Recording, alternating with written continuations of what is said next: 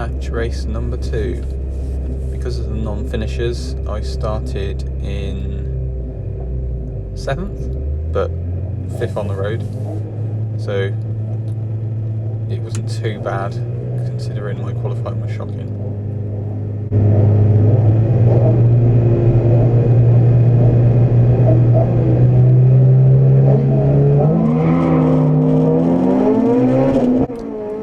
I have sort of discussed using launch control for line, but I think the car starts so well anyway, there's not really much point.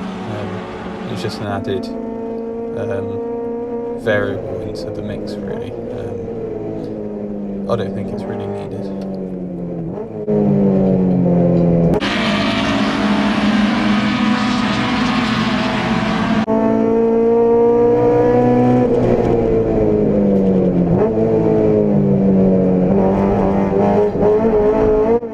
In front of me at the moment is Nathan Nichols, I think it is. He's doing a special entry from usually races in the Castle Combe saloons. He's Class C, but I mean him and his car are really fast. You see, he just goes past us like he's obviously a very experienced racer. Let's see if we can catch him.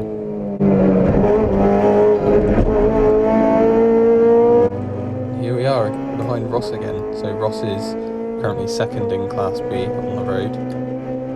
I'm ultimately trying to catch Tony Cooper in the front, because we're very close on points, and although it's not a championship, I'd quite like to win it.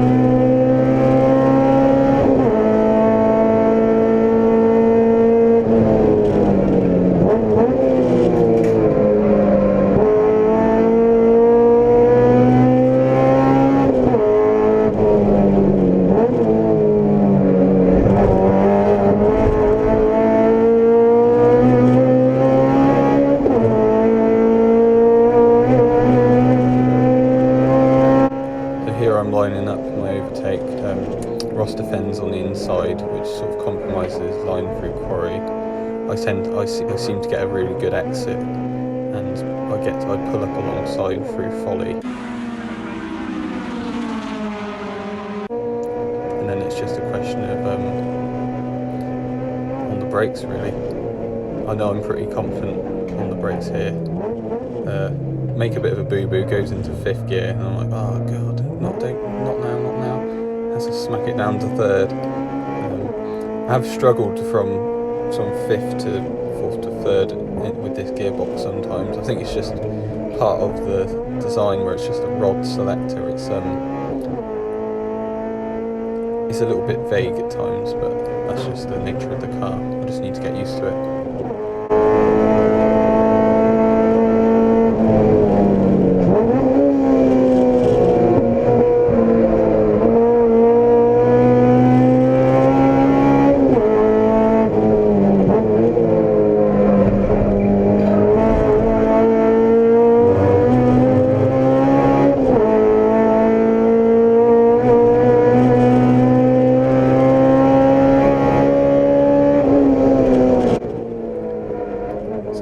Unfortunately, at this point in my race, there's not much in terms of traffic or anything, so there's not much to see. I'm just trying to set in some good lap times to catch up Tony in front.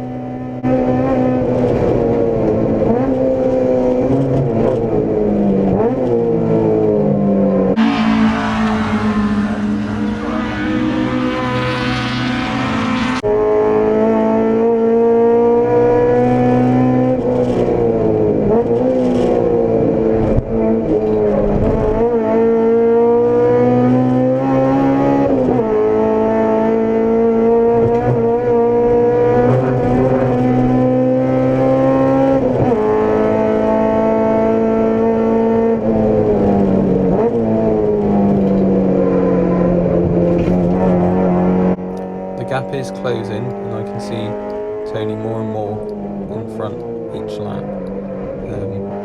It was really, really hot this day, especially this afternoon session, and you notice that if you look at the TSL time sheet, a lot of people's times are down. Somehow though, I managed to get fastest lap in my class, which I'm really, really happy with, and it is all down to the brakes. It was being more confident in this new braking setup, having more feel. Although the brakes felt like wood on the front, I did feel like I could sort of stomp on them, but I just didn't have any sort of initial bite. It was just, the best I can describe it, was like it's trying to, felt like the brake pads are made of wood. I'm hoping with my new brake setup for the next race, it's just different disc pads, really, ultimately. And I'm hoping that's going to give me the initial bite to really, so I can confidently brake hard and scrub the speed off, rather than sort of just sail into the corner and hope it's going to stop me.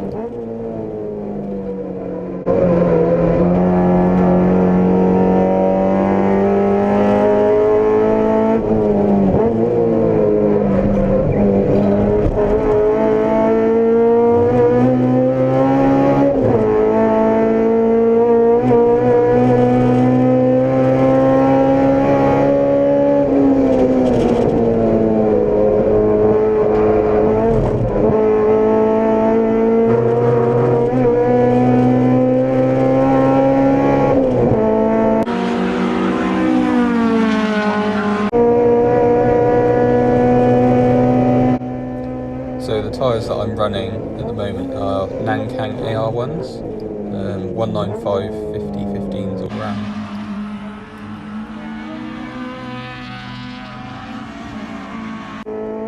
I've noticed that in the heat, once they get to a certain temperature, the grip just falls off a cliff. I got the pressures good, they're all coming up to the right sort of pressure. I seem to have that dialed in, but yeah, they just get to a point where it just feels like you're just understeered, you've got no grip. It could be down a little bit down to my setup. I did change it between race 1 and 2, and it was better in race 2. But yeah, on the grand scheme of things though, the Nankang AR1 is, when you look at it price-wise compared to other tyres, I mean, you can't argue bang for buck, but obviously cheaper tyres, they're not going to be as good. So I'm thinking maybe next season we get a better set of tyres.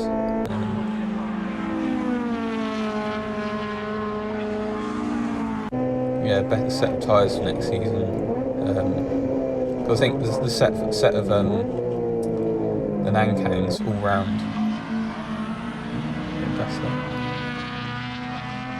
For me, it's about £400 for the set, which sounds like a lot, but in tyre terms, that's really cheap at the end of the day. I mean, you can go out and buy a set of tyres for £1,000 plus if I wanted to, and you've got to ask yourself, the tyres are the bit that contacts the tarmac, and really it's one of the most important parts of the setup. And you spend all this money on your engine, and not that I have, mine's a bone stock B18c, but people spend lots of money on making their car lighter, faster, better brakes, but really, a lot of it is having a good set of tyres, good set of brakes.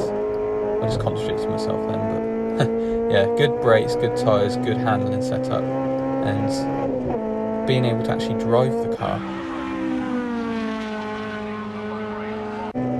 Part of what I'm trying to do is I'm trying to get the car to a point. I mean, I don't want, it's not going to ever have a ballistic engine, I don't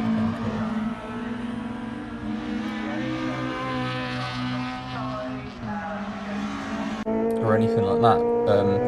I ultimately want to improve as a driver and get better and better.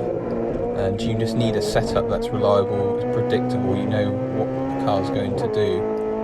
rather than having an absolute animal of a car that pulls you around the track.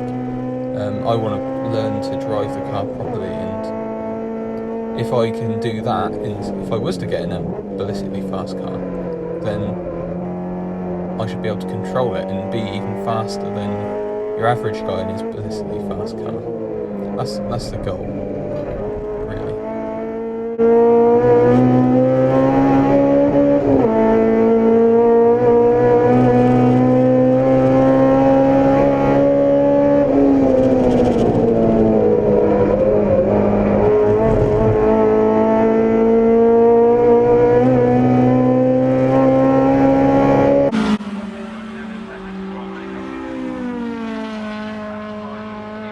Oh, that sounds so good.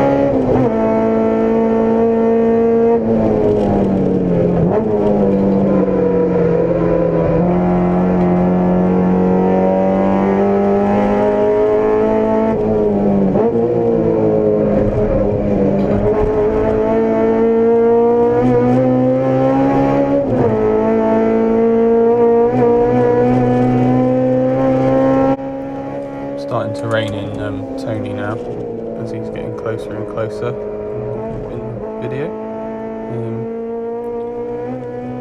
Yeah, there's still so much more to come out of these brakes.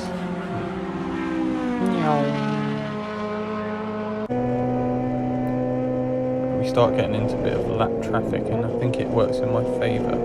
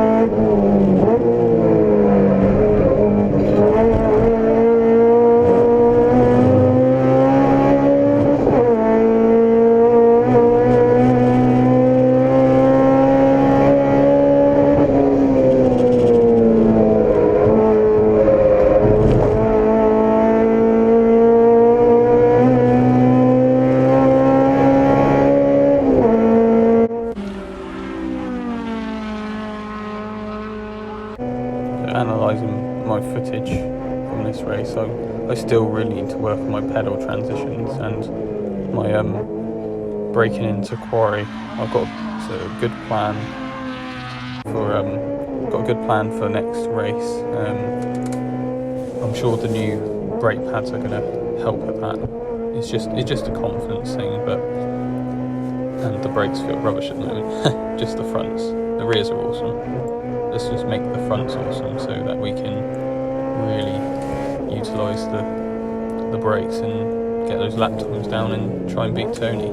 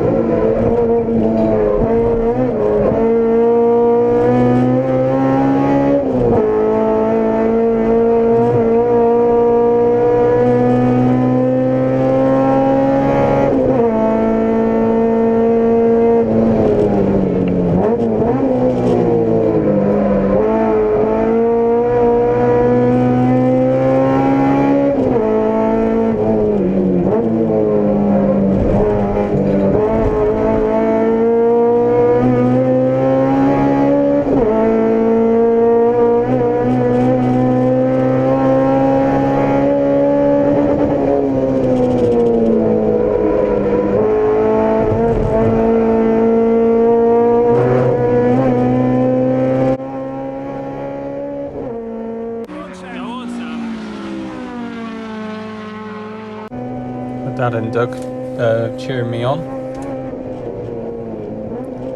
So yeah, becoming one place I'm definitely better than Tony is on the brakes, even with my wooden front brakes. It just seems to, the car seems to stop a lot better.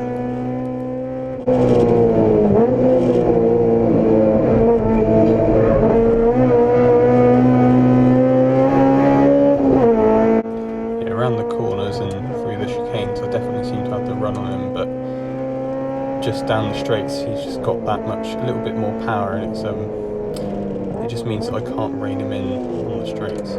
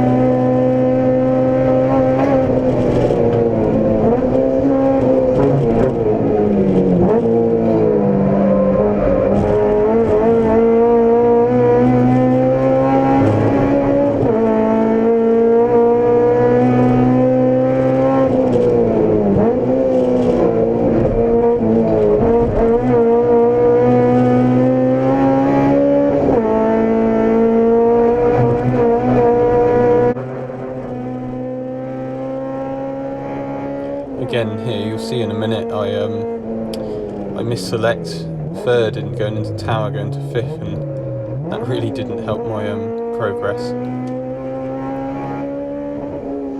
Yeah, that really wasn't good, because especially this is the last lap. If I was closer, you'll see how close I was to Tony coming into camp. If I hadn't missed that gear, I could have been maybe alongside him if he, you see this here, I'm gaining on him very quickly. It's just one of those annoying things, I guess.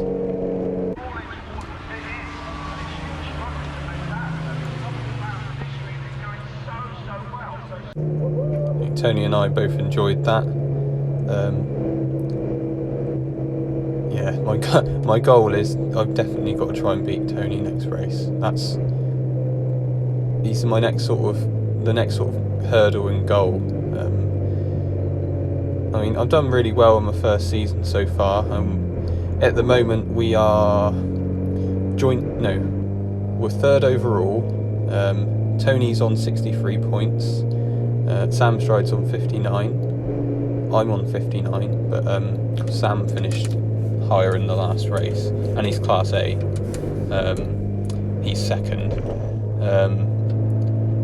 Yeah, for me to win it overall, Tony would have to come third or lower, and I'd have to get fastest lap in first. So I've got it all to do next race, but it's doable. But it's got to play. It's not all in my hands, unfortunately.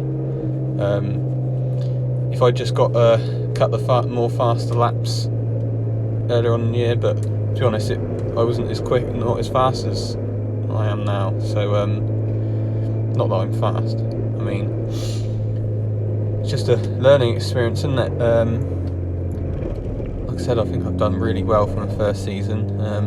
Really looking forward to next season already. I've got a few things lined up. Going to decide on what class to go in next year, whether we go Class A or stay in Class B. That'd be funding dependent, mind. Yeah, let's see what happens next race. But I'm really looking forward to it. Just changing one thing for next race, so not as much, so the car should feel the same. Yeah, watch this space.